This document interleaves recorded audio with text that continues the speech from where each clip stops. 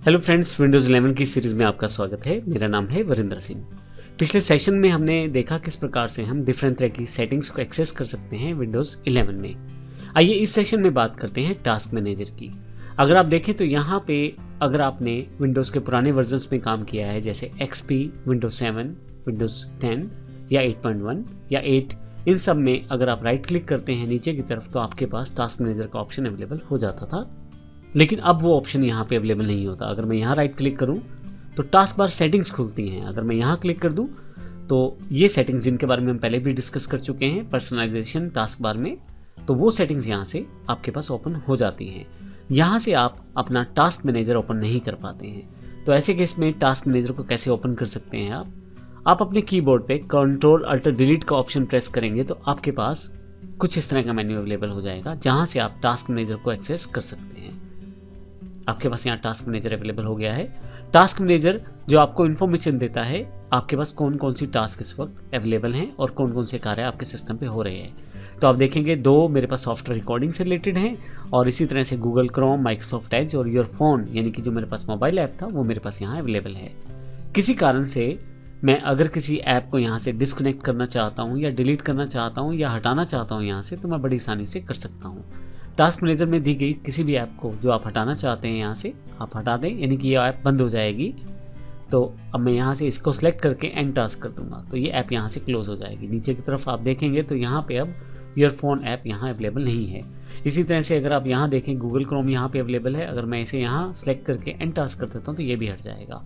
तो इस तरह से आप किसी भी टास्क को यहाँ से हटा सकते हैं, यानी कि किसी भी प्रोग्राम को यहाँ से क्लोज कर सकते हैं। इसके अलावा मोर डिटेल्स पे अगर आप क्लिक करें तो आप सिस्टम की परफॉर्मेंस या और बाकी डिटेल्स की जानकारी भी यहाँ से ले सकते हैं, जैसे कि यहाँ पे कितने परसेंट कौन सा सॉफ्टवेयर आपका CPU यूज़ कर रहा है, कितने परसेंट कौन सा सॉफ्टवेयर आपकी मेमोरी यूज़ कर रहा है, डिस्क यूज़ कर रहा है और नेटवर्क यूज़ कर रहा है। ये सारी जानकारी आपको यहाँ पे मिल जाएगी। इसके अलावा परफॉर्मेंस पे आप परफॉर्मेंस सेटअप कर देख सकते हैं कि आपका CPU किस तरह से परफॉर्म कर रहा है। आपकी रैम जैसे कि मेमोरी कितना उसका यूटिलाइज़ किया जा रहा है, 47% मेरे पास यहाँ यूजेज है इसका। डिस्क का कितना परसेंटेज यूज़ है, वाईफाई का मैं कितना यूज़ कर पा रहा हूँ, GPU यानी कि हार्ड जो मेरे पास यहाँ पे प्रोसेसर यूनिट है उसका मैं कितना यूज़ कर पा रहा हूँ, ग्राफिक्स प्रोसेसर यूनिट का। तो इस तरह से आपके पास यहाँ पे काफ़ी सारी चीज़ें जो है ग्राफिकली शो की गई हैं। मेमोरी पे क्लिक करूँगा तो मेमोरी से रिलेटेड इन्फॉर्मेशन आ जाएगी। हार्ड डिस्क पे क्लिक करूँगा तो हार्ड डिस्क से रिलेटेड और यहाँ वाईफाई और GPU से रिलेटेड इन्फॉर्मेशन भी यहाँ पे आपके पास आ जाएगी। ऐप हिस्ट्री, अब कौन कौन सी ऐप आपने रिसेंटली यूज़ की हैं उनकी भी ऐप यूजेज हिस्ट्री आपके पास आ जाएगी। जैसे यहाँ पे एक स्पेसिफिक हिस्ट्री है, माइक्रोसॉफ्ट एज को मैंने यूज़ किया है, CPU टाइम इसका इतना लिया गया और नेटवर्क का इसका इतना डेटा इसने यूज़ किया है। इसी तरह से अगर मैं स्टार्टअप सेक्शन पे जाऊँ तो मैं यहाँ से उन ऐप्स को देख सकता हूँ जो सिस्टम के ऑन होते ही ऑटोमेटिकली ऑन हो जाती हैं। इन ऐप्स को अगर मैं यहाँ से क्लोज कर दूँ यानी कि डिसेबल कर दूँ, जो ऐप्स मुझे नहीं चाहिए, तो ऐसे केस में मेरे सिस्टम की स्टार्ट होने की स्पीड भी बढ़ जाएगी। किसी भी ऐप को अगर मुझे यहाँ से डिसेबल करना है तो यहाँ से आप देखेंगे माइक्रोसॉफ्ट एज यहाँ अनेबल्ड है, मैं राइट क्लिक करके इसे डिसेबल कर सकता हूँ। तो इस तरह से मेरे पास ये डिसेबल्ड हो जाएगा। माइक्रोसॉफ्ट वन ड्राइव में यूज़ नहीं करता हूँ, इसको भी डिसेबल कर देता हूँ।